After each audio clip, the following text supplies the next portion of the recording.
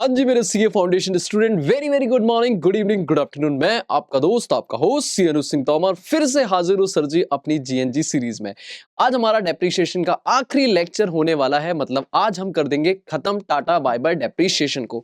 हमने बहुत ही बेहतरीन तरीके से डेप्रीशिएशन में सारे मेथड कवर करे थे। लास्ट लेक्चर में मैंने आपकी सबसे बड़ी प्रॉब्लम खत्म कर दी थी, provision for depreciation, sir ji asset disposal account सब कर दिया था टाटा बाय बाय। तो आज मेरे बच्चे हम क्या करने वाले हैं, आज हम इंस्टीट्यूट के आखिरी कुछ क्वेश्चंस का टाटा बाय बाय करेंगे। मतलब इस टॉपिक में चेंज इन मेथड, रीवैल्यूएशन और इंटेंजिबल, इनको कर देंगे टाटा बाय बाय। तो बिना देरी के साथ में मेरे बच्चों शुरू करते हैं हम आज का सेशन और खत्म करते हैं अपना डेप्रीशिएशन का डर जो मेरे प्यारे से बच्चों में कहीं ना कहीं है।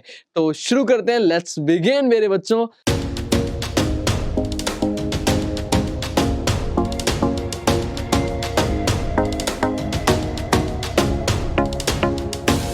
हाँ जी, तो शुरू करते हैं हम लोग चेंज इन मेथड की कहानी से। मेरी बात सुनना ध्यान से। सर हम क्या कहते हैं कि हम जब भी डेप्रीशिएशन निकालते हैं, किसी भी मशीन, किसी भी एसेट का डेप्रीशिएशन अगर निकाल रहे हैं हम, तो हमें डेप्रीशिएशन निकालने के लिए चार चीजें चाहिए।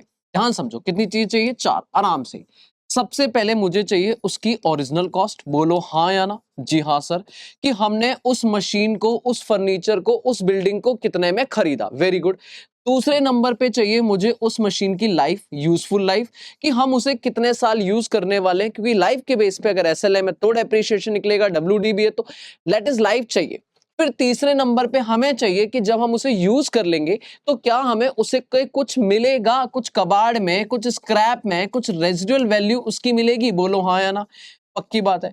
और फिर हम लगाते हैं अपना एक सिस्टमैटिक एलोकेशन, जिसे हम बोलते हैं डेप्रीशिएशन का मेथड, मेथड ऑफ डेप्रीशिएशन, कि सर हम किस मेथड से काम करने वाले। मतलब ये चार चीजें अगर मेरे पास हैं तो मैं डेप्रीशिएशन खत्म कर चुका हूं। बोलो हाँ है ना? मैंने यही सिखाया, original cost, useful life, scrap value, method of depreciation. अब मैं आपसे इसमें से पूछूं कि मेरे बच्चे ये बताओ इसमें से एक्चुअल क्या क्या है।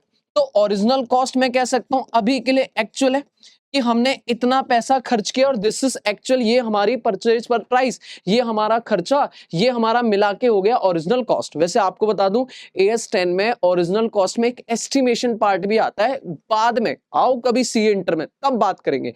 बट अभी के लिए मेरे बच्चे, छोटे प्यारे से बच्चे के लिए ये एक्चुअल है, ठीक है। लेकिन ये बताओ क्या यूजफुल लाइफ एक्चुअल है क्या?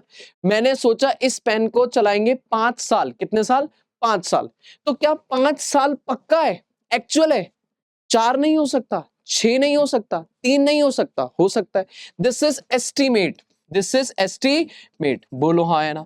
क्या ये जो 5 साल यूज करने के बाद जब मैं कबाड़ में, स्क्रैप में रेजिडुअल वैल्यू बेचूंगा तो क्या ये एक्चुअल में पक्का पता है मुझे मिल जाएगा? नहीं सर, अनुमान है, एस्टीमेट। और मैं आपको बता दूं ये मेथड ऑफ डेप्रीशिएशन हम SLM लगाएंगे, WDV लगाएंगे, सम ऑफ ईयर डिजिट, वनाना वलाना फलाना। क्या ये मेरे सपने में भगवान श्री कृष्ण ने आके बोला कि ये वाला मेथड लगा? नहीं सर, सीए साहब आप जाके कंपनी के पैटर्न देखोगे, रिपेयर खर्चा, मशीन का यूजेबल खर्चा, यूज करने का तरीका, उनके बेसिस पे अनुमान लगाओगे कि ये मेथड फिट होना चाहिए। मैचिंग कॉन्सेप्ट यहां पर आएगा, कभी पढ़ेंगे आराम से। लेकिन पॉइंट इज ये भी एक अनुमान है कि सर इस तरीके से मशीन को हम यूज करेंगे, इस पैटर्न में हम मशीन के खर्चे करेंगे, तो उस पैटर्न के हिसाब से ये मेथड फिट हो रहा है। But this is again an estimate. Okay ji, okay. मतलब देखा जाए इसको छोड़ के बाकी तीनों चीजें नॉर्मली क्या है? एस्टिमेट हैं। और मेरा AS10 क्या बोलता है? कहता है सर अगर आपके एस्टिमेट हैं तो एस्टिमेट हर साल ईयर एंड पे रिव्यू होने चाहिए। क्या आपने जो एक बार कसम खा ली, क्या वो जिंदगी भर चलती रहेगी? बोलो ना। सर पॉइंट ये है कि क्या आपने एक बार अनुमान लगा लिया तो क्या वो अनुमान आपके बदल नहीं सकते हैं? क्या आपने सोचा 5 साल चलेगी, 1 साल यूज करने के बाद आपको रियलाइज हुआ नहीं सर ये तो नहीं चल पाएगी, ये तो 2 साल और चल पाएगी मैक्सिमम। आपको लगता था कि जब हम स्क्रैप में बेचेंगे तो 50,000 का बिक जाएगा, पर 1 साल यूज करने के बाद आपको लग रहा है नहीं यार इसके तो 10,000 भी नहीं देगा कोई। बात समझ आ रही है? तो सर ये सारे एस्टीमेट हैं और AS10 कहता है आपको हर साल ईयर एंड पे इन्हें रिव्यू करना पड़ेगा। और अगर रिव्यू करते टाइम आपको फील आया कि सर ये तो बदल गए, ये अनुमान बदल गए। तो आपको रिवाइज करना पड़ेगा, रिवीजन करना पड़ेगा अपने एस्टिमेट्स का, अपने अनुमान का, अपनी लाइफ का, अपनी स्क्रैप वैल्यू का, अपने मेथड्स का। और जिसे हम बेटा true and false important exam के लिए आते ही आता है। इसे पहले बोलते थे change in accounting policy, but AS10 ने बोला सर ना जी ना, this is change in accounting estimate. ये अकाउंटिंग एस्टीमेट है। और एक और ट्रू फॉल्स के लिए याद रखना मेरे बच्चे, जो भी अकाउंटिंग एस्टीमेट है, जो भी चेंज करना है, वो शुरू से नहीं होगा कि जब मशीन खरीदी थी शुरू से ना सर। एक साल बीत गया, जो बीत गया वो बीत गया। सर हम कई बार अटके रहते हैं पास्ट में। पता है, एक बात बताता हूं मैं आपको, ऐसे ही रेंडमली मेरी बात ये है कि सर कई बार ना बच्चा अपना पास्ट बेसिस पे अपना फ्यूचर तय करता है। मतलब मैं आपसे पूछूं कि बेटा 100 नंबर आएंगे अकाउंट्स में, आप तुरंत बोलोगे है कैसे आ जाएंगे, आज तक तो आए नहीं, मेरे तो 80 भी नहीं आते, मेरे तो 70 भी नहीं आते, मेरे तो 60 भी नहीं आते। मैंने कब पूछा कब कितने आते थे, पास्ट में आप कैसे थे। हाँ, पास्ट से कहीं ना कहीं हल्का सा आपको ये मिलता है कि हाँ मैं क्या कैसा हूं क्या, but doesn't mean past define your future. Sir आप आज मेहनत करोगे, आप अपनी सोच में आज चेंज करोगे, अपनी चेंजेस आज करोगे, तो डेफिनेटली फ्यूचर वैसा नहीं रहेगा जैसा पास्ट में रहा है। क्लियर है? आपके भले ही पास्ट में 60 आते हो, भले ही पास्ट में आप फेल हुए हो, क्या फर्क पड़ता है। सर क्या आप फ्यूचर में 100 में से 100 नहीं ला पाओगे? आंसर इज यस, ला पाओगे मेरे बच्चे। दैट मीन्स कि जो हो गया छोड़ो उसको, जो आज है उसके बारे में सोचो। पास्ट में मैं टेंशन मत अटके रहो कि पास्ट का बर्डन लेके प्रेजेंट में जियो, और प्रेजेंट अगर सुधरेगा तो अपने आप फ्यूचर बेहतरीन हो जाएगा। बात समझो, मैंने जो पास्ट में किया छोड़ो। तो पॉइंट इतना सा है कि प्रेजेंट पे काम करो, फ्यूचर अपने आप बढ़ेगा। सिंपल मेरा AS10 कहता है सर जी पास्ट छोड़ो, जो भी चेंज करना है वो प्रोस्पेक्टिवली होगा। क्या होगा? प्रोस्पेक्टिवली। मतलब मेरे बच्चे क्या कहना चाहता हूं मैं, बोल ही नहीं रहा मेरा बच्चा, कि सर जी जो चेंज होगा वो आज से। और पक्का इंपॉर्टेंट मार्क कर लो, true and false. True and false एक क्वेश्चन बनता है कि आपने मेथड चेंज कर लिया, आपने लाइफ चेंज कर दी, आपने स्क्रैप वैल्यू चेंज कर दी, this is change in accounting policy. False, this is change in accounting estimate. ये हम जो चेंज करेंगे रेट्रोस्पेक्टिवली करेंगे, पास्ट ना जी, प्रोस्पेक्टिवली करेंगे। डन। तो ये हमारे मेथड्स हैं, ये डिस्कशन मुझे करना है। अब मैंने आपको बता दिया ये भी चेंज हो सकता है, ये भी चेंज हो सकता है, ये भी चेंज हो सकता है। पहले इसकी बातें करेंगे, फिर इन दोनों को लुढ़काएंगे, और फिर इसका रिवीजन तो नहीं होता बट इसका रिवैल्यूएशन होता है। तो चेंज तो ये भी होता है, मेरी एसेट की कॉस्ट भी चेंज होती है, बट ये रिवाइज नहीं होती, ये रीवैल्यू होती है। इसकी वैल्यू बढ़ती है या कम होती है, मार्केट के हिसाब से बढ़ेगी या कम होगी, बट इसे मैं रिवीजन नहीं बोलूंगा, रिवैल्यूएशन बोलूंगा। बात सेम है, बढ़ेगी कम होगी, अपना इंपैक्ट आएगा। और जब भी कोई भी बदलाव होगा, चाहे वो रिवैल्यूएशन हो चाहे वो रिवीजन हो, आप नया डेप्रीशिएशन निकालोगे, नए अमाउंट पे नई वैल्यू पे डेप्रीशिएशन कैलकुलेट करना पड़ेगा। पक्का है? पक्का है जी। चलो जी अब शुरू करते हैं, पहले मेथड, फिर इन दोनों, फिर ये, और खत्म, टाटा बाय बाय डेप्रीशिएशन, फिर लास्ट में अपना इंटेंजिबल एसेट। चलो अब मैं आपको थोड़ी सी चीजें बताता हूं, लिखना हो, नोट करना हो, स्क्रीनशॉट लेना हो ले लो फटाक से। डन। अब आ जाओ मेरे बच्चे, चेंज क्या है देखो। चेंज इन मेथड अगर मैं बात करूं, शॉर्ट में निपटेंगे। चेंज इन मेथड में आपके सामने दो सिचुएशन होंगी, आपको नॉर्मली दो बातें याद रखनी है। Sir normally 90% sum of year digit मैंने पिछली वाली क्लास पे करा दिया, या तो आपका पहले SLM था अब WDB हो गया, बोलो हाँ है ना, ज्यादातर क्वेश्चन इसी पर है, या आपका पहले WDB था और अब SLM हो गया। दोनों में से कोई भी एक ऑप्शन हो सकता है, पहले SLM था अब WDB हो गया, पहले WDB था अब SLM हो गया। आ जाओ, अगर पहले SLM था, मान लो आपने एग्जांपल के लिए मशीन थी, मशीन की ओरिजिनल कॉस्ट थी 20 लाख, ठीक है, आपने डेप्रीशिएट किया था at the rate 20% per annum, ठीक है। 1 अप्रैल को खरीदी थी आपने, 1 अप्रैल 24 को खरीदी थी, ठीक है जी। आज है 2 साल बीत गए, आफ्टर 2 ईयर, 2 साल बाद, 2 साल बाद, तो जरा फटाक से बताओ 2 साल बाद इसकी बुक वैल्यू क्या होगी। सॉल्यूशन यहां से शुरू कर रहा हूं मैं। हमने मेथड चेंज कर दिया, पहले SLM हुआ करता था, अब 2 साल बाद डिसाइडेड, अब डिसाइड किया है कि हम WDV लगाएंगे, ठीक है सर, तो क्या होगा, क्या होगा, सिंपल समझना, आपने जो हो चुका है पहले वो करो। तो आप बोलोगे अगर मैं 2 साल बाद की WDV बुक वैल्यू निकालूं तो 20 लाख का 20% बोले तो 4 लाख, बोलो हाँ है ना। SLM से सीधा सीधा 4 लाख रुपए Y1 पहले साल, 4 लाख रुपए Y2 दूसरे साल, माइनस हो चुका होगा, बोलो हाँ या ना। बिल्कुल इजी, सबसे इजीएस्ट तरीका, 20 लाख मेरी ओरिजिनल कॉस्ट माइनस अब तक डेप्रीशिएशन मिला के SLM के हिसाब से 4-4 लाख रुपए लग चुका होगा 2 साल, तो बेटा जो बची होगी वो बची होगी 12 lakh beginning of Y3, beginning of Y3। अब मुझे SLM लगाना है या WDV, बेटा न्यू मेथड क्या है, न्यू मेथड है डेप्रीशिएशन का WDV। तो मेरे लाल, मेरे हरे, मेरे पीले, कोई टेंशन मत ले, मेरे लाडले टेंशन मत ले, मेरी बात सुन, जो हो चुका वो हो चुका, सीधा जो वैल्यू बची है उस 12 लाख पे जो भी WDV, अब ओरिजिनल कॉस्ट नहीं, अब जो बची हुई वैल्यू है उस पे 12 लाख पे WDV का रेट, मान लो अगर उसने लिखा सेम रेट तो 20%, हो सकता है वो कह दे नहीं नहीं WDV रेट कर रहे हैं और रेट भी अब 10% कर देंगे, कितना कर देंगे 10%। तो अब नया डेप्रीशिएशन आ गया 1,20,000, खत्म। बात समझ आ रही है, मतलब SLM से WDV आएंगे तो कुछ नहीं करना है, जो डेप्रीशिएट हो चुका है हो चुका है, जो मेरी जिस साल में चेंज कर रहा हूं उस साल की ओपनिंग बुक वैल्यू से आप WDV लगाना शुरू कर दोगे, दैट्स इट। मेथड का रेट चेंज है तो नए रेट पे, नहीं है तो सेम रेट पे WDV बची हुई वैल्यू पे लगा देंगे, खत्म खत्म खत्म खत्म जी खत्म, डन है। नाउ WDV से SLM आया तो क्या होगा, बड़े अच्छे समझना। एग्जाम्पल वही मशीन, ओरिजिनल कॉस्ट है 20 लाख, ठीक है जी, ओरिजिनल कॉस्ट 20 लाख, कह रहा डेप्रीशिएशन का रेट था 20% और SLM नहीं था, इस बार WDV था, WDV। तो 2 साल बाद, जल्दी बताओ, आफ्टर 2 ईयर हमने डिसाइड करा है कि अब से SLM, डिसाइड करा है अब से SLM, बात समझ आ रही है। अब नाउ क्या होगा, सबसे पहले आप बुक वैल्यू निकालोगे एट बिगिनिंग ऑफ Y3 के बिगिनिंग में वैल्यू क्या है, क्योंकि जो पहले हो चुका ना 2 साल में, रेट्रोस्पेक्टिवली नहीं है, जो हो चुका वो हो चुका, ठीक है। तो पॉइंट ये है 20 लाख का 20% निकालू तो पहले साल तो 4 लाख ही आएगा, बोलो हाँ है ना, this is original cost minus ये कितना हो गया, दिस इज Y1, बोलो हाँ, मैं डायरेक्ट लिख रहा हूं।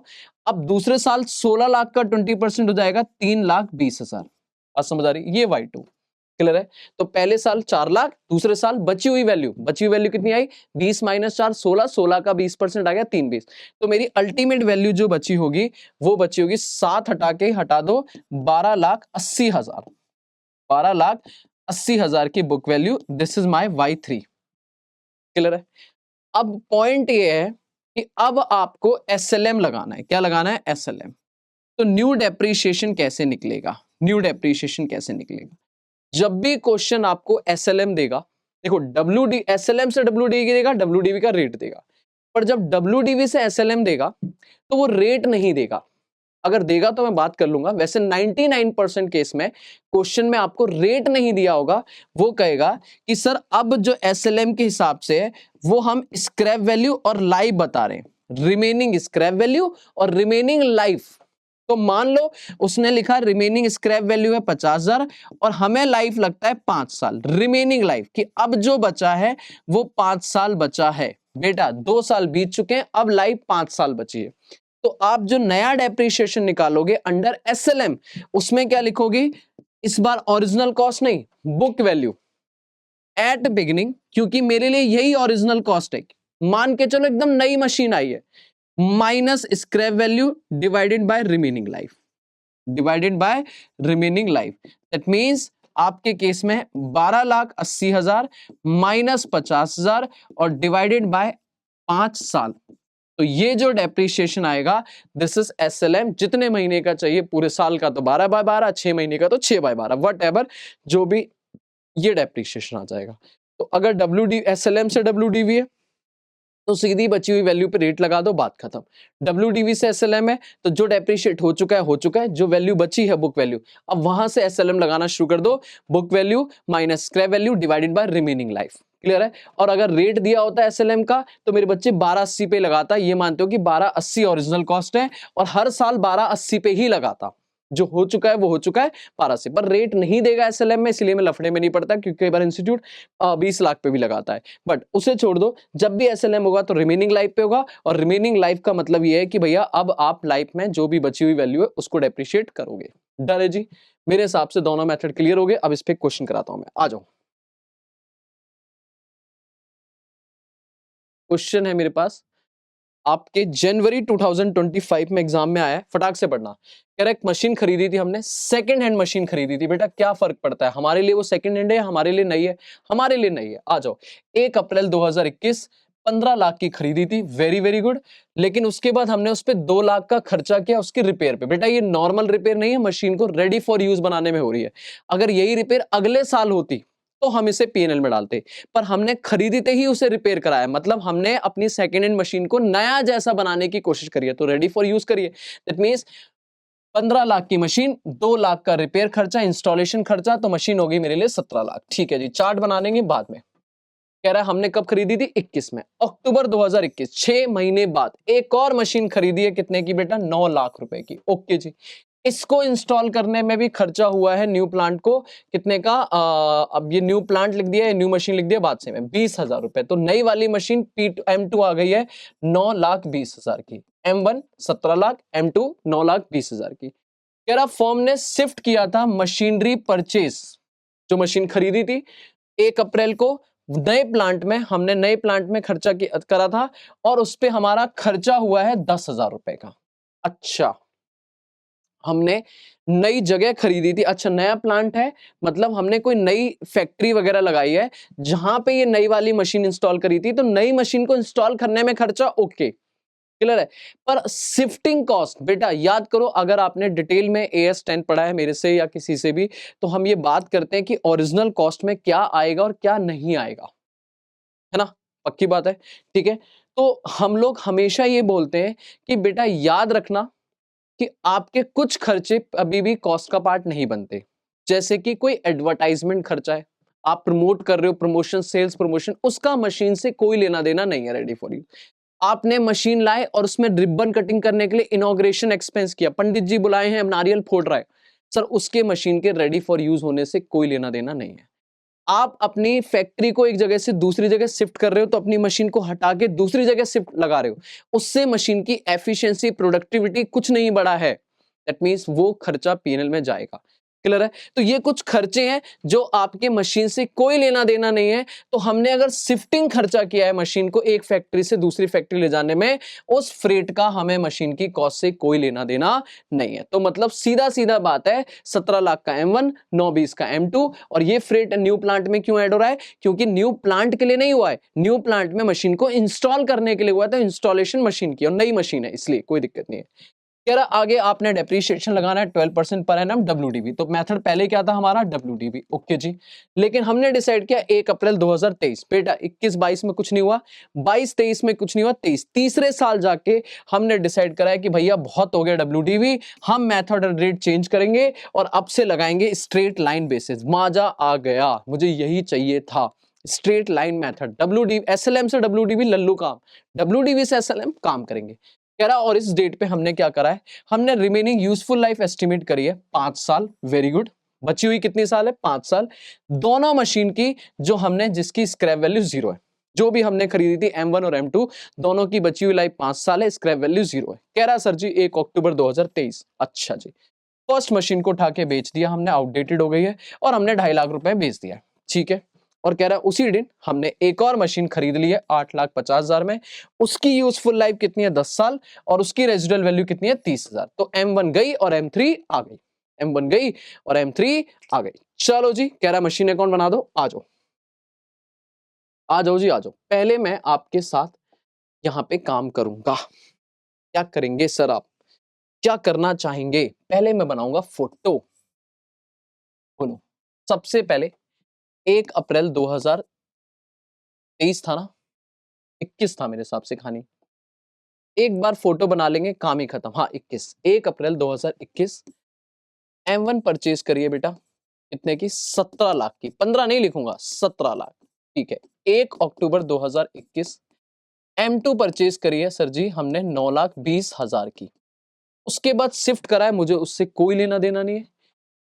1 अप्रैल 2023 को जो पहले WDV चल रहा था 12% पर एनम का रेट है, अब वो उठा के SLM कर दिया हमने और लाइफ जो रखी है वो 5 साल है।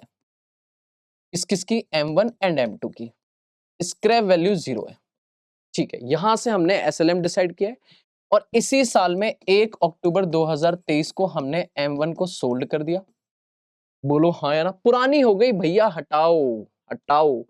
तो 1 अक्टूबर 2023 को हमने M1 को सेल किया है 2.5 लाख में और 8.5 लाख में M3 खरीदी है। M1 गई और M3 परचेज करी है 8.5 लाख में, जिसकी लाइफ है, हमें लगता है इसकी लाइफ है 8, कितने साल है, 10 साल और रेजिडुअल वैल्यू है 30 है। रेजिडुअल वैल्यू है 30,000। ठीक है, डन है जी। अगर मैं बीच में ईयर एंड लेके आऊं तो ईयर एंड कब कब होगा, 1 अप्रैल 2021 से 31 मार्च 2022। This is my Y1 and, बोलो हाँ है ना।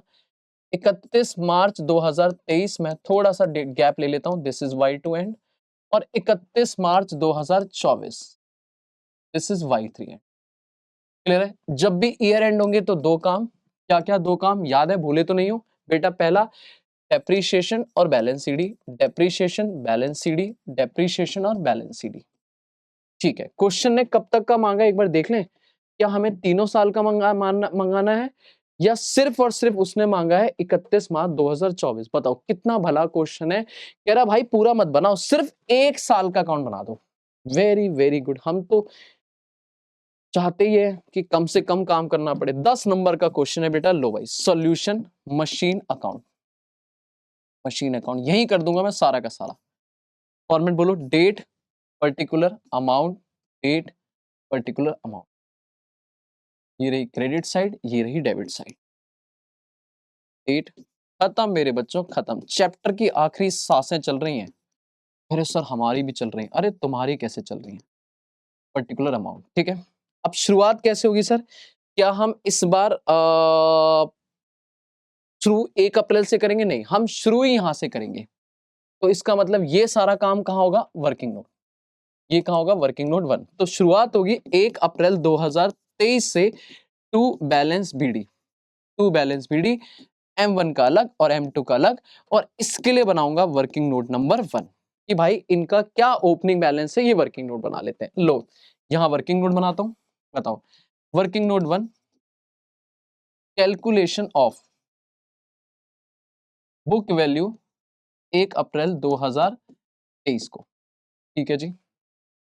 तो सर शुरू करते हैं। थोड़ा पेन चेंज करता हूं मैं। बताओ ये रहा M1 और ये रहा M2। ओरिजिनल कॉस्ट, ठीक है, ये खरीदी है याद रखना 1 अप्रैल 2021 को और ये खरीदी है 1 अक्टूबर 2021 को। ठीक है, तो 6 महीने का गैप रहेगा।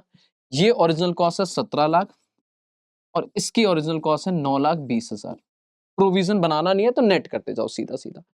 Minus depreciation at the rate 12% WDV। मुझे चाहिए कैलकुलेटर और मुझे 1 सेकंड दो कैलकुलेटर के लिए। हाँ भाई चलो एक बार जरा देख लेना। 12% ही है ना, कहीं मैं रेट ही गलत ना ले लूं, क्योंकि मुझे 12% में बार बार दिक्कत हो रही है। हाँ 12% है WDV। ठीक है, कोई टेंशन नहीं है। आ जाओ। तो पहले हम लोग निकालेंगे 2021-22 का। ठीक है, 2021-22 का ध्यान रखना। इस पे पूरे साल का, इस पे 6 महीने का। निकालो मेरे साथ में। उठाओ कैलकुलेटर, शांत मत बैठो, देखो देखो मत मेरे को। मैं ही नहीं, मेरा पेपर ही नहीं है मेरे बच्चे, आपका भी है। आओ कैलकुलेटर उठाओ। 17 लाख इंटू 12%, ये आ गया 2,04,000 और माइनस करेंगे तो ये आ जाएगी बुक वैल्यू 1 अप्रैल 2022 को। This is 14,96,000। ठीक है, उसको निकालना। 9,20,000 इंटू 12% डिवाइडेड बाई 2, तो 55,200 का डेप्रिशिएशन लग गया। माइनस 9,20,000, ये आ गया 8,64,800। ठीक है जी। फिर करेंगे minus depreciation at the rate 12%। बेटा 2022-23 का याद रखना WDV मेथड है तो इसी वैल्यू पे दोबारा लगा दो। तो ये हो गया 1,03,776 और ये वैल्यू आ गई बुक वैल्यू जो मुझे चाहिए 1 अप्रैल 2023 को -7 लाख पूरे साल का 024। ठीक है, इधर 14,96,000 इंटू 12% 1,79,520 माइनस कर देंगे 13,16,480। ठीक है, तो ये मेरा डेप्रीशिएशन लग के मेरी बुक वैल्यू आ गई। कोई कैलकुलेशन मिस्टेक हो भूल चूक माफ करना। तो यहां मैं लिखूंगा दिस इज 13,16,480 और यहां लिखूंगा 7,61,024। डेप्रीशिएशन मेथड चेंज हो गया मुझे पता है, बट अभी काम नहीं है। डेप्रीशिएशन ईयर एंड पे लगेगा या जब मशीन बेचेंगे तब लगेगा। तो अभी छोड़ दो, अभी आगे चलते हैं, सीधा चलते हैं यहाँ पर। और यहाँ पे कुछ घटना घटी है, बताओ क्या हुआ है। M1 गई है और M3 आई है। पहले आने वाला काम कर लेते हैं। 1 अक्टूबर 2023 को टू बैंक, बस खत्म, टू बैंक M3 कितनी आई है बेटा जल्दी बताओ। 8,50,000 की आई है। डन है जी। और M1 गई है, उसके एक काम या तीन काम पढ़ के आए हो, बढ़िया तरीके से पढ़ा है। तीन काम बेटा क्या क्या। 1 अक्टूबर 2023 को सबसे पहले लिखेंगे by bank. By bank sale value बताओ M1 के नाम पे कितना पैसा आ रहा है, 2.5 लाख। ठीक है जी। 1 अक्टूबर 2023 को बाय डेप्रीशिएशन, बेटा डेप्रीशिएशन लगेंगे M1 पे। पर अब कौन सा मेथड है, WDV या SLM। सर जी अब लगेगा SLM। इस साल के शुरू में ही हमने कसम खा ली थी भाई SLM, तो बेटा अब कैसे लगेगा ध्यान देखना। अब कहोगे 13,16,000 बुक वैल्यू जो हमारी है minus scrap value divided by remaining life. तो रिमेनिंग लाइफ इस मशीन की कितनी है, 5 साल। इस मशीन की कितनी है, 5 साल। और हमें पूरे साल का चाहिए 6 महीने का। खत्म। बताओ 13,16,480 divided by 5 divided by 2, this is 1,31,648। ये आ गया डेप्रीशिएशन। अब निकालना है प्रॉफिट और लॉस, उसके लिए मैं यहां वर्किंग बना देता हूं। This is working note number 2, profit oblique loss, sale value minus book value. Sale value कितनी है मेरे बच्चे, 2.5 लाख। बुक वैल्यू नहीं पता, अभी निकाल देता हूं। इस बार बेटा पूरी की पूरी मशीन बेची है तो डायरेक्ट फॉर्मूला लग जाएगा original cost minus total depreciation. बताओ ओरिजिनल कॉस्ट कितनी थी, ओरिजिनल कॉस्ट थी 17 लाख। बोलो हाँ है ना।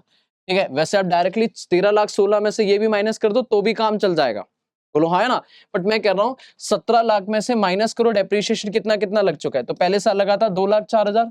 लो भाई 2,04,000 प्लस प्लस 1,79,520 और प्लस ये वाला 1,31,648। तो अब तक ये डेप्रीशिएशन लग चुका है। तो बताओ कितना कितना लग चुका है, 2,04,000 प्लस 1,79,520 प्लस 1,31,648।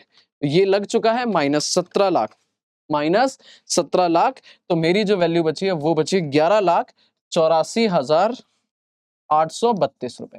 ठीक है, आप डायरेक्टली भी निकाल सकते थे। 13 लाख में से ये 1,31,000 समथिंग माइनस करते आ जाती। अब 11,84,832 रुपए की चीज 2.5 लाख में बेची है। बेटा प्रॉफिट या लॉस, ऑफ कोर्स लॉस। 9,34,832 रुपए का लॉस। सर जी 9,34,832 का लॉस है। यहां लिखूंगा 1 अक्टूबर 2023 by loss on sale, by loss on sale M1 working note number 2। बेटा रेफरेंस देना पड़ेगा प्रॉपर वर्किंग, अगर आपको 100 में से 100 चाहिए। 9,34,832 का लॉस। डन है जी डन, बस खत्म।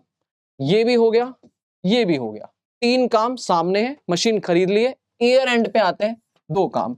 31 मार्च 2024 बाय डेप्रीशिएशन। बेटा इस बार डेप्रीशिएशन SLM, क्यों, क्योंकि मेथड चेंज हो रखा है। तो M2 पे अलग निकलेगा और M3 पे अलग। कैसे निकलेगा M2 पे, M2 की जो ओपनिंग वैल्यू वही उठाओ, 7,61,024 minus scrap value 0 divided by remaining life 5 साल और ये चाहिए पूरा 12/12। बताओ कितना हो गया, 7,61,024 डिवाइडेड बाय 5, 1,55,205 रुपए। राउंड ऑफ कर दे रहा हूं, 205 रुपए के आसपास डेप्रीशिएशन आ जाएगा।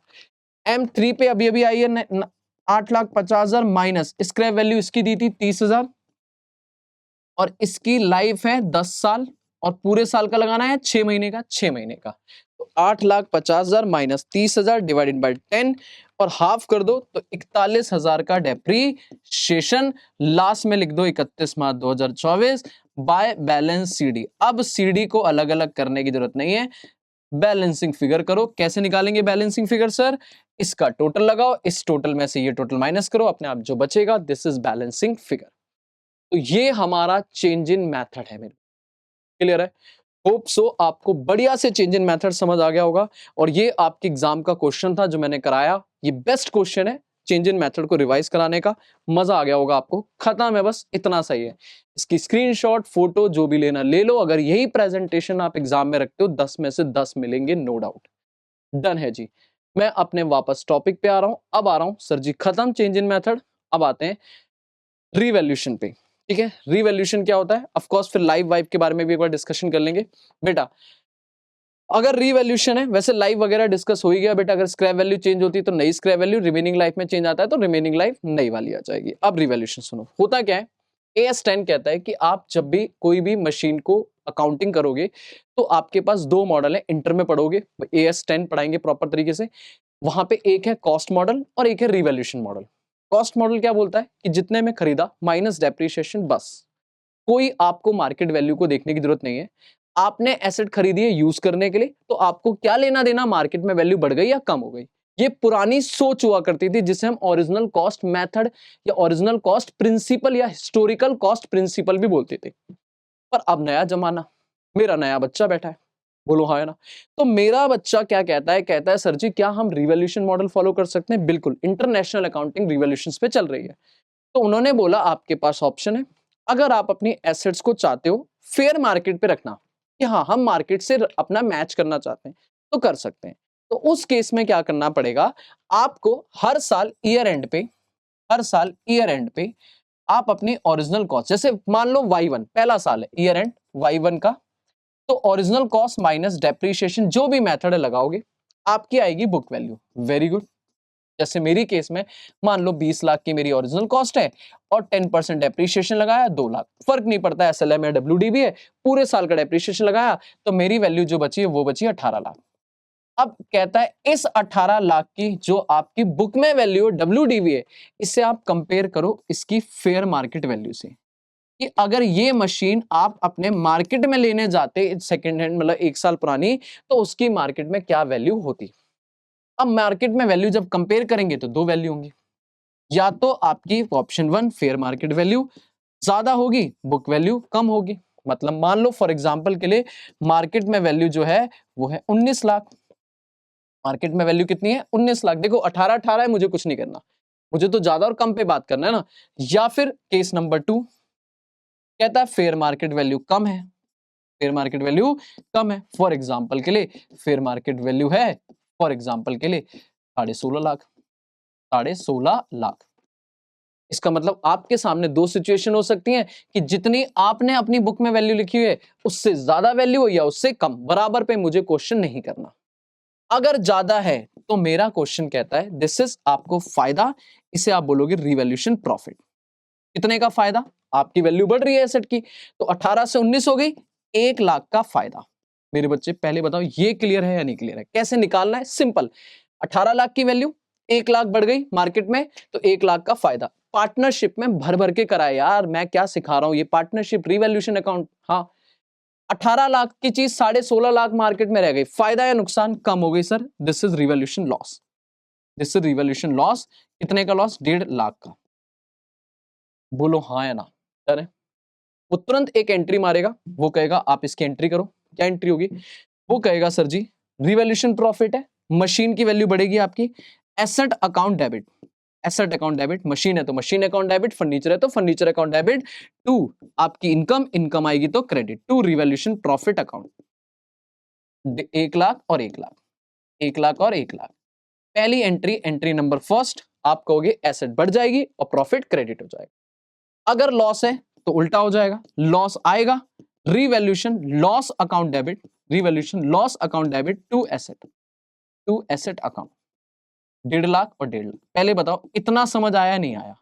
मैंने आपको ये बताया कि सर जी कैसे प्रॉफिट आएगा, कैसे लॉस आएगा और उस प्रॉफिट लॉस की एंट्री क्या होगी। सिंपल, आप बुक वैल्यू निकालोगे, बुक वैल्यू को कंपेयर करोगे। 3-4 नंबर का एक क्वेश्चन आ सकता है, अभी ज्यादा अकाउंटिंग आएगी नहीं, अकाउंटिंग इंटर में करेंगे इसकी प्रॉपर, ठीक है? तो बस उतना ही समझना जितना मैं समझाने की कोशिश कर रहा हूं। अकाउंटिंग अगर आपकी बढ़ रहा है तो प्रॉफिट, कम हो रहा है तो लॉस। मार्केट में वैल्यू बढ़ रही है, प्रॉफिट, कम हो रही है, लॉस। प्रॉफिट होगा तो एसेट की वैल्यू बढ़ेगी, asset account debit to revaluation profit. Loss होगा तो लॉस आया, loss account debit to asset. Clear? अब क्वेश्चन ये होता है कि ये रिवैल्यूएशन प्रॉफिट या ये रिवैल्यूएशन लॉस कहां जाएगा? दूसरा ट्रीटमेंट। ये तो पहली एंट्री हो गई, एसेट बढ़ गई। अब इस प्रॉफिट का क्या होगा? मेरा AS10 कहता है, भाई देखो आप बचपन से कॉन्सेप्ट पढ़ते हो प्रूडेंस। प्रूडेंस क्या बोलता है कि फ्यूचर में होने वाले प्रॉफिट्स को जब तक वो सर्टेन ना हो जाए तब तक आप उन्हें रिकॉर्ड नहीं करोगे। लेकिन अगर फ्यूचर में लॉस नजर आ रहा है, भले ही वो सर्टेन नहीं है, आप उसे रिकॉर्ड करो। कह रहा अगर लॉस है ना सर, अभी हुआ तो नहीं ना, बेचा क्या आपने? नहीं। अगर बेचोगे तो आपको फायदा या नुकसान है। रिवैल्यूएशन का मतलब क्या है? अगर बेचोगे तो प्रॉफिट या लॉस है। मेरे बच्चे क्या अभी बेच दिया? नहीं। तो एक्चुअल तो नहीं है, एस्टिमेटेड है। लेकिन वो कहता है सर अगर लॉस है तो आप इसे तू सीधा डाल दोगे statement of P&L account debit to revaluation loss. Statement of P&L account debit to revaluation loss, 1.5 lakh सीधा लॉस कहां डेबिट हो जाएगा? P&L में। खत्म। बताओ क्या ये याद रहेगा? अभी लिखवा दूंगा प्रॉपर तरीके से, भी तो एंट्री के थ्रू समझा रहा हूं कि लॉस आया और लॉस P&L में गया, चिंटू आया चिंटू गया, बात खत्म। डन है सर।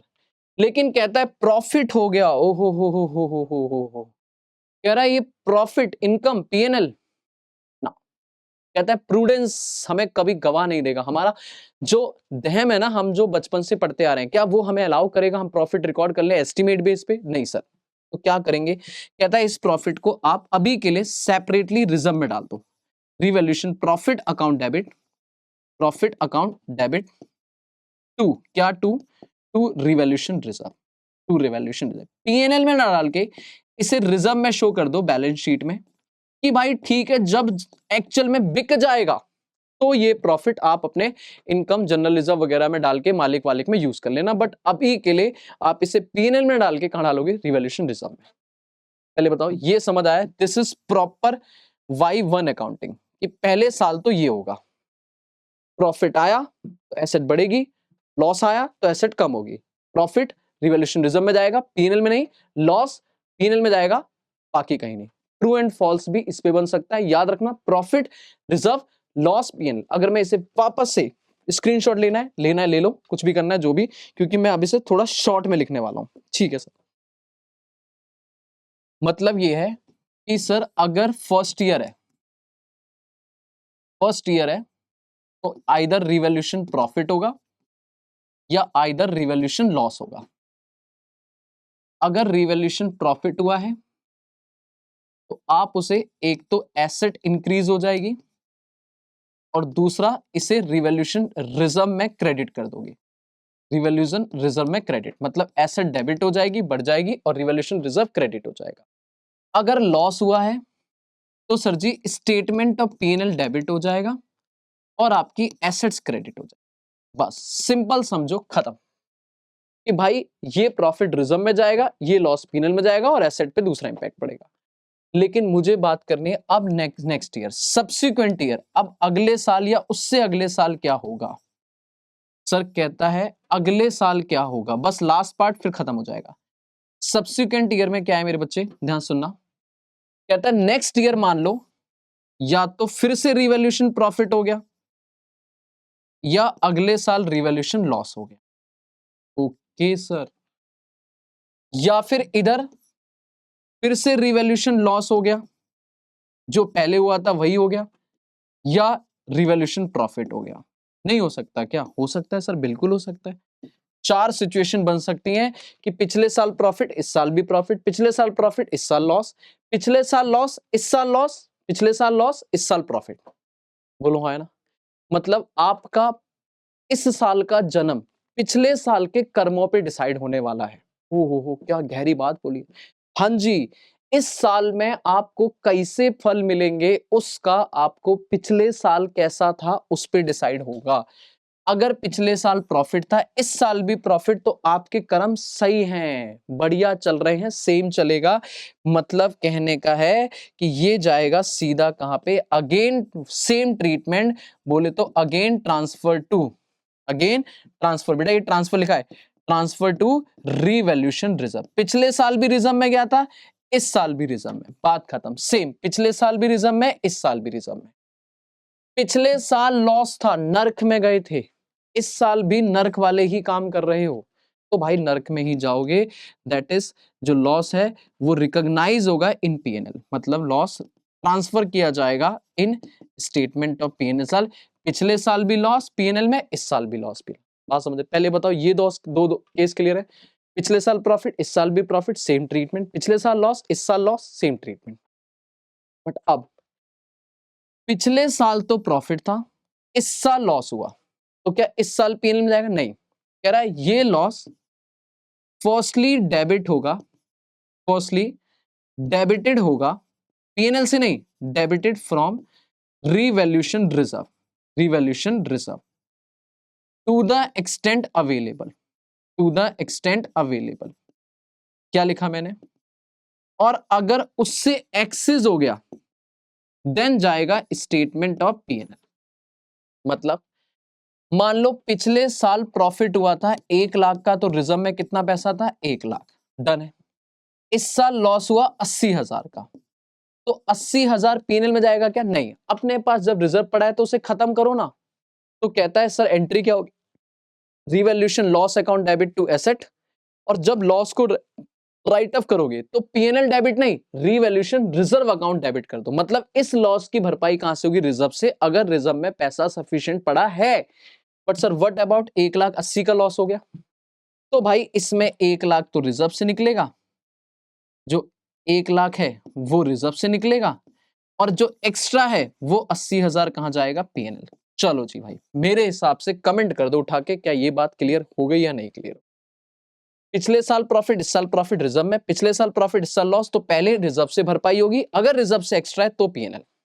सेम ट्रीटमेंट, इस साल प्रॉफिट हुआ तो वैसे प्रॉफिट रिजर्व में जाता है क्या? नहीं, हाँ, बट अब नहीं।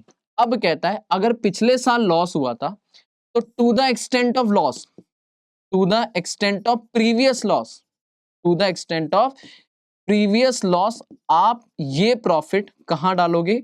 आप इस प्रॉफिट को स्टेटमेंट ऑफ पीएनएल में क्रेडिट कर सकते हो। ओ माय गॉड, पीएनएल में शो कर सकते हैं अगर पिछले साल लॉस डाला था, कि पिछले साल डेबिट किया था, तो हम मानेंगे रिकवरी हुई है, उस लॉस की रिकवरी हुई है। लेकिन अगर उससे एक्सेस प्रॉफिट हो गया तो वो एक्सेस प्रॉफिट फिर पीएनएल में नहीं जाएगा, वो जाएगा रिवैल्यूएशन रिजर्व में। सेम ट्रीटमेंट, मान लो इस साल 1.5 लाख का लॉस था, आपका सिर्फ 80,000 का प्रॉफिट हुआ, तो 80,000 तक पीएनएल में चला जाएगा। और अगर आपने बोला 180 का प्रॉफिट हुआ तो 30,000 रुपए रिवैल्यूएशन रिजर्व में जाएगा, सिर्फ 1.5 लाख पीएनएल में जाएगा। खत्म हो गया मेरे बच्चे, ये कौन सा डन है। लास्ट ऑलमोस्ट इंपॉर्टेंट कॉन्सेप्ट तक खत्म है, इसका स्क्रीनशॉट लेना है, स्क्रीनशॉट ले लो, जो करना है कर लो मेरे बच्चे। कुछ भी दिक्कत हो आराम समझना, यहाँ पे इंस्टीट्यूट ने एक शीट बना रखी है, ठीक है, आपके मॉड्यूल में, वो मैंने यहाँ पे डाली थी, ठीक है। बाकी मैं एक क्वेश्चन करा देता हूँ, ठीक है। हाँ, बस छोटा सा क्वेश्चन है, यही सॉल्व कर देंगे। कह रहा है एक मशीन है जिसकी कॉस्ट थी 12 लाख, जिसे हमने स्ट्रेट लाइन पे डेप्रिशिएट करना था, 10 साल हमने लाइफ सोची थी, रेजिडुअल वैल्यू 0 थी, स्क्रैप वैल्यू 0 थी 3 सालों के लिए। लेकिन तीसरे साल में आके, थर्ड ईयर में, मशीन को रीवैल्यू कर दिया गया है अपवर्ड 60,000, अपवर्ड बोले तो प्रॉफिट बढ़ा दिया गया है। और कह रहा है हमने साथ ही साथ जो रिमेनिंग लाइफ, बताओ 10 में से अगर 3 साल बगे तो 2 साल, क्योंकि थर्ड ईयर में कर रहे हैं ना, ये 3 साल थी पर थर्ड ईयर में चेंज कर दिया तो 2 साल ही बीते, तो 8 बचने चाहिए था ना, पर यहां अभी कितने बचे? 9। ठीक है जी, कह रहा बाकी डेप्रिसिएशन निकालो फोर्थ ईयर का। अब ना इसमें एक छोटी सी मिस्टेक है मेरे बच्चे, देखो इस क्वेश्चन में ना एक प्रॉब्लम ये लिखते हैं 3 साल बाद at the end of third year हम चेंज कर रहे हैं, ठीक है। तो पॉइंट ये होता है कि हम थर्ड ईयर से ही डेप्रिसिएशन मेथड नया निकाल दें, है ना, बात तो यही होती है। बट कहता है फोर्थ ईयर का निकालो, तो यार ये थर्ड ईयर नहीं होना चाहिए, ये मतलब एट द बिगिनिंग होना चाहिए, या at the beginning of fourth year होना चाहिए, कि हमने फोर्थ ईयर में जाके चेंज किया है, ठीक है।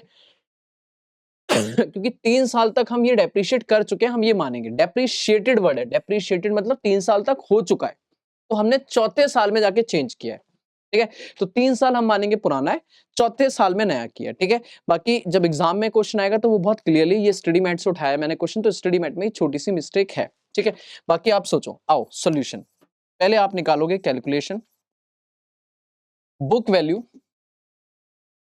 As on Y third end, और ये मान के चलूंगा मैं ओल्ड मेथड, ओल्ड वैल्यूज के हिसाब से, मतलब 3 साल तक मैं मान के चलूंगा कि 3 साल तक हमने नॉर्मल लगाया, ठीक है। आप 2 साल पे का तीसरे साल चेंज करोगे तो कर लो, पर मैं 3 साल तक कुछ नहीं करूंगा, क्योंकि उसने डेप्रिशिएटेड वर्ड यूज करा है और 3 सालों के लिए बोला है कि 3 सालों तक ये हुआ है, ठीक है।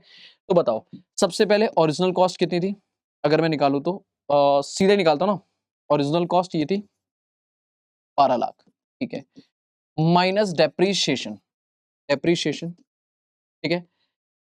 एसएलएम बेसिस पे तीनों सालों का एक साथ 3 साल का निकालता हूं, कैसे निकलेगा, original cost 12 lakh, scrap value कितनी है मेरे बच्चे, 0, यहां लिए स्क्रैप वैल्यू 0, लाइफ 10 साल है, और ये आ गया 1 साल का, मुझे चाहिए 3 साल का, सीधा 3 से मल्टीप्लाई कर दो ना, ये पर एनम आ गया 3 साल से। तो बताओ 12 लाख डिवाइडेड बाय 10 इंटू 3, तो मैं कहूंगा 3,60,000 रुपए डेप्रिशिएट हो चुकी है। तो इसका मतलब जो बुक वैल्यू एट Y3 बची, Y3 एंड में बची है, वो बची है माइनस 12 लाख, ये बची है 8,40,000 की। बोलो हाँ या ना, डन है जी, बताओ हाँ या ना, हाँ जी। अब वो कह रहा है जब आप डेप्रीशिएशन निकालोगे फोर्थ ईयर का, फोर्थ ईयर का, तो यहां कैसे काम होगा, यहां होगा revised book value minus revised scrap value minus revised remaining life, बस खत्म। कुछ भी चेंज हो जाए मेरे बच्चे, लाइफ चेंज हो रही हो, स्क्रैप वैल्यू चेंज हो रही है, वैल्यू चेंज हो रही है, सब रिवाइज करो, मल्टीप्लाई बाय 12/12, क्लियर है। बताओ मेरी वैल्यू पहले कितनी थी, 840, बोलो हाँ या ना। पर अब क्या हुआ, अब मेरे बच्चे हमने 60,000 से अपवर्ड रिवोल्यूशन कर दिया, बढ़ा दी, तो नई वैल्यू जो आ गई वो आ गई 9 लाख, ओके जी ओके।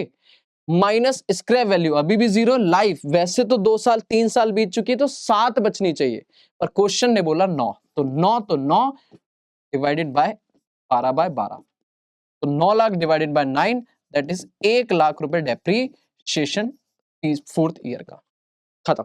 बात समझ आ रही है, तो डरना नहीं है, अगर रिवीजन पे आ जाए तो ये क्वेश्चन से खत्म, डन। ऐसे ही कुछ क्वेश्चन है आपके स्टडी मैट वगैरह में छोटे छोटे, तो आप निपटा लेना, कोई दिक्कत नहीं है, ठीक है। एक रिवैल्यूएशन पे अच्छा सा क्वेश्चन कराता हूं मैं, एक मेरे पास क्वेश्चन है, कह रहा है एक अमेजिंग, ये भी आपके स्टडी मैट का क्वेश्चन है, प्रॉपर्टी प्लांट एंड इक्विपमेंट है, इसकी बुक वैल्यू 35 लाख रुपए, जल्दी बताना, ये 31 दिसंबर 2022 को बुक वैल्यू दी हुई है, दिस इज बुक वैल्यू।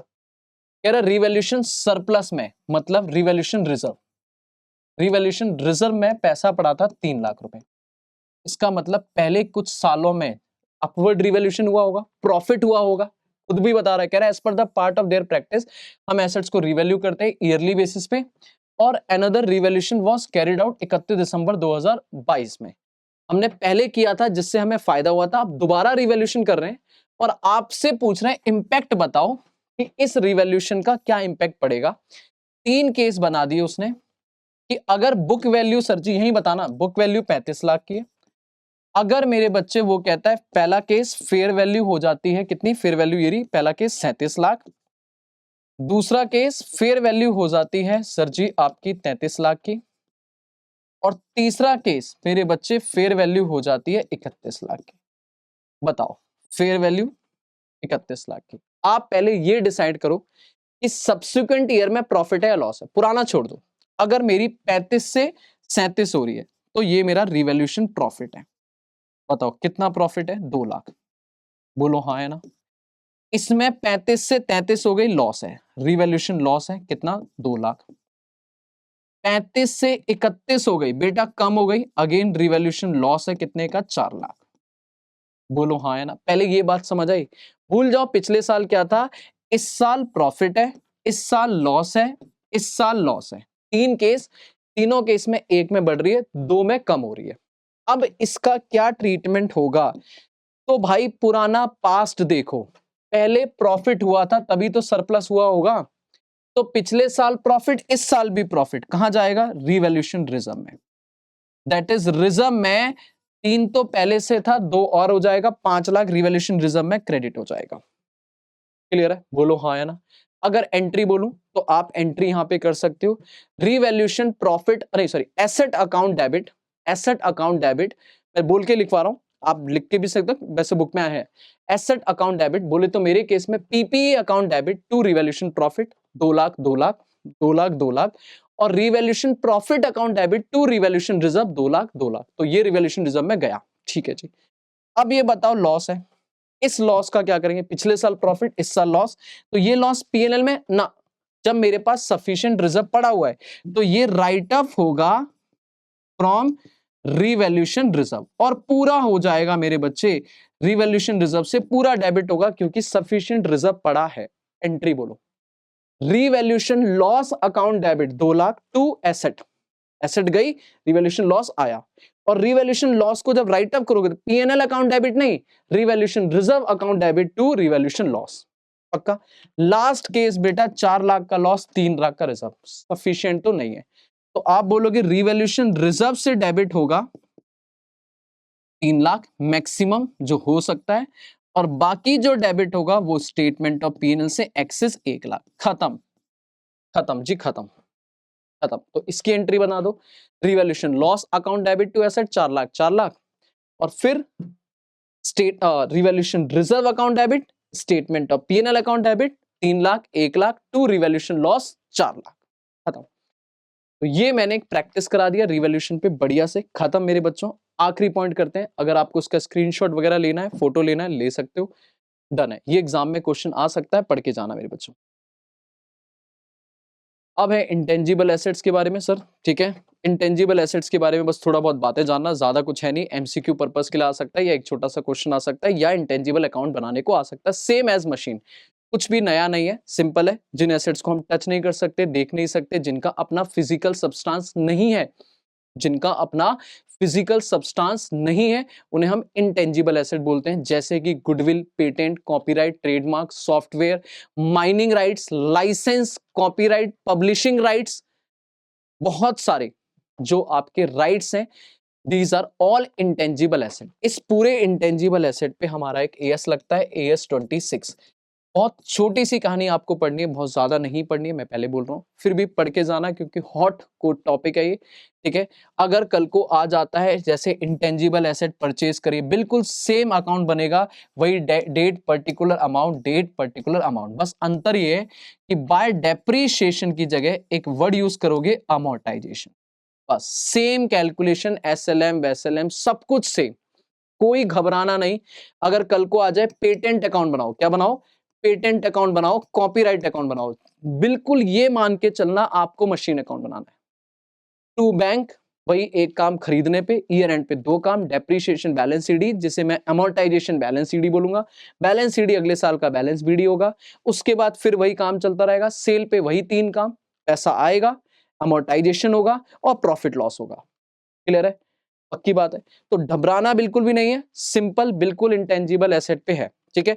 2-3 बातें पढ़ लेना, ये फिजिकल सब्सटेंस नहीं होता, विदाउट फिजिकल सब्सटेंस होता है, याद रखना, और कुछ एग्जांपल पढ़ लेना।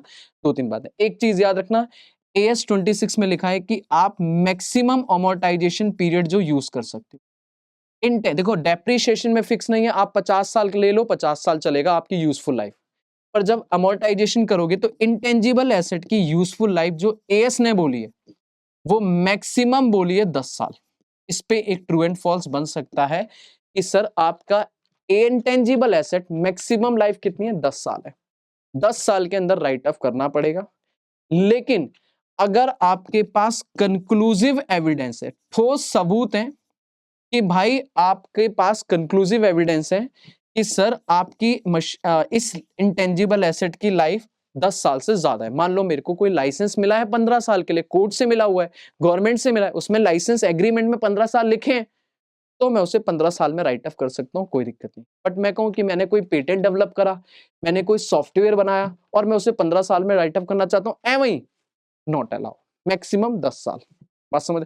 प्रॉपर जस्टिफिकेशन है, चल सकता है, बट अगर नहीं है तो आपको अपने मर्जी से अगर आपने करना है तो 10 साल मैक्सिमम है, ठीक है। कैसे निकालना है अमोर्टाइजेशन? अकाउंट मैंने दिखा दिया बेटा, बिल्कुल सेम अकाउंट वैसे ही बनाना है। अगर वैल्यू निकालने पे आ जाए तो एक छोटा सा क्वेश्चन देख लो, आपको खुद ही समझ आ जाएगा। कह रहा है एक प्राइम स्ट्रीमिंग, अमेजन प्राइम की कहानी है। कह रहा है स्ट्रीमिंग राइट दिए एक मूवी के लिए, उन्होंने 18 लाख रुपए में उन्होंने लिए। This is original cost. ये हमारे लिए क्या हो गई? Original cost. जिसकी कॉन्ट्रैक्टेड ड्यूरेशन क्या है कि कितने साल तक हम लाइफ उसको यूज कर सकते हैं? 10 साल। This is useful life. 10 साल बाद हमें इसे खत्म करना पड़ेगा। और 4th ईयर में हमें लगा है कि इसकी व्यूअरशिप डिक्लाइन हो गई है और उन्होंने डिसाइड करा है कि सर इस मूवी को हम अब सिर्फ 5 सालों में राइट अप करेंगे। बताओ, चौथे साल खत्म हो गया, मतलब अभी 3 ही साल बीते थे, तो अभी तो लाइफ 7 साल बची थी, पर उन्होंने बोला नहीं हम तो 5 साल करेंगे। कह रहा 4th ईयर का डेप्रिसिएशन निकालो। मतलब सेम रिवीजन पे क्वेश्चन है। आ जाओ, पहले आप सॉल्यूशन बिल्कुल सेम निकालोगे। कैलकुलेशन ऑफ, बेटा आखिरी स्लाइड है मेरी, calculation book value white third के एंड में। तो आप कहोगे ओरिजिनल कॉस्ट कितनी थी मेरे बच्चे? 18 lakh minus depreciation. Depreciation SLM ही है हमारा, 3 सालों का इकट्ठा माइनस करो तो original cost 18 lakh, scrap value 0, life है 10 साल। ओरिजिनली जो सोची थी हमें 3 साल तो यही कहानी चला चुके हैं, तो इसका मतलब 1,80,000 इंटू 3, 5,40,000 में डेप्रिशिएट कर चुका हूं, बोले तो अमोर्टाइज कर चुका हूं। तो बुक वैल्यू जो बची है वो अब बची है 18 लाख 12,60,000। ये हमारी बुक वैल्यू बची है। अब अगर मैं अमोर्टाइजेशन निकालना चाहता हूं 4th ईयर का, तो मेरे बच्चे same formula, revised book value minus revised scrap value अगर कुछ है, minus revised remaining life, remaining life into 12/12। पूरे साल का चाहिए 12/12। बताओ क्या बुक वैल्यू में कोई अपवर्ड डिक्लाइन, रिवैल्यूएशन विवैल्यूएशन कुछ हुआ है? नहीं, तो सीधा बुक वैल्यू वही रही 15,60,000। क्या स्क्रैप वैल्यू कुछ नहीं आई है? नहीं जी। लेकिन लाइफ जो अब बची थी 10, अब वो रह गई है 5, तो 5 से डिवाइड करेंगे, काम खत्म। तो बताओ अब मेरा साल का डेप्रिसिएशन कितना है? पहले 1,80,000 आ रहा था, अब आ जाएगा 2,52,000 रुपए पर एनम का अमोर्टाइजेशन। ठीक है, मैं तो डेप्रिसिएशन बोलूं या amortisation, one of the same thing. बस याद रखना जितनी भी टेंजिबल एसेट है उन पे डेप्रिसिएशन, जितनी भी इनटेंजिबल एसेट है उन पे अमोर्टाइजेशन। खत्म हो गया मेरा depreciation chapter. Thank you so much बच्चों, जान लगा दी इस चैप्टर में मैंने बढ़िया से। होप सो आपको इतने सारे क्वेश्चन प्रैक्टिस कराए हैं, क्योंकि कुछ बच्चों के कमेंट आ रहे थे कि क्वेश्चन प्रैक्टिस कराओ। और देखो हर किसी में एडजस्टमेंट अप्रोच नहीं फॉलो कर सकते हैं, इसमें क्या एडजस्टमेंट कराऊंगा? इसमें तो कुछ नहीं कराने, ठीक है। तो जहां एडजस्टमेंट अप्रोच फॉलो करेंगे वहां एडजस्टमेंट करेंगे, जहां क्वेश्चन करेंगे वहां क्वेश्चन करेंगे। Thank you so much.